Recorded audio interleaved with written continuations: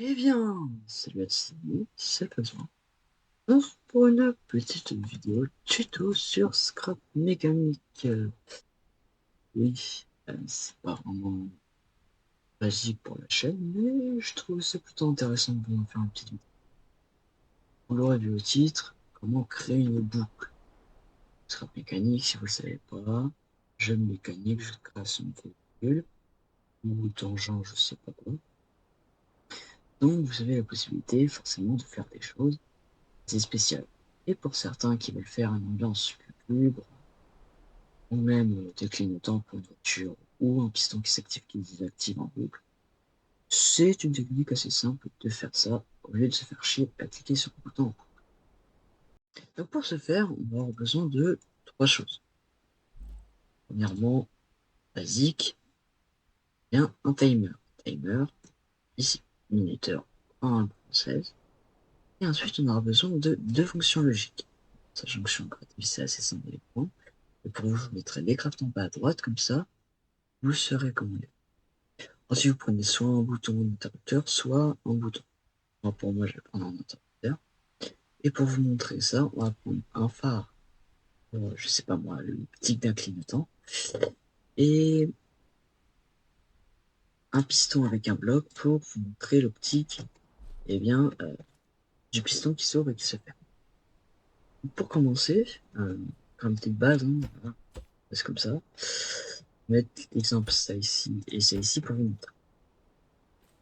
Basiquement, quand vous faites ça, ça s'allume. Et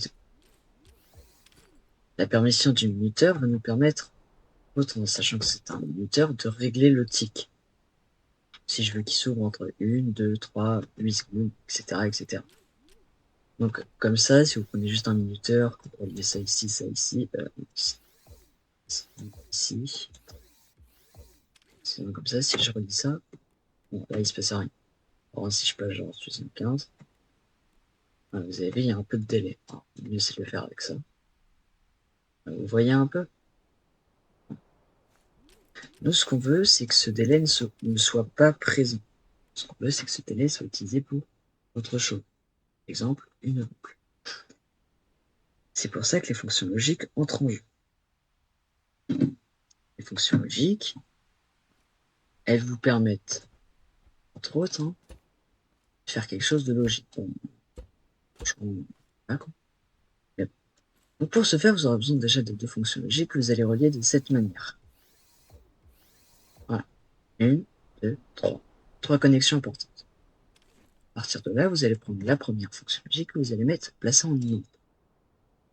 Ici, et la seconde, vous allez placer en AND. Je sais plus si c'est l'inverse ou ça. Voilà. Par exemple, si je mets ça, vous voyez qu'une boucle est créée.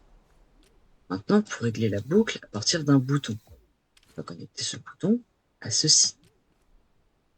Et exemple pour le piston, je vais placer ici, je vais relier le piston au timer. Voilà. Vous voyez que en lâchant le bouton, le piston fait des hauts bas, en le reprenant. Voilà. Après, par contre, si vous ne voulez pas ça, vous inversez les deux, vous le placez en onde, vous appuyez sur le bouton, voilà.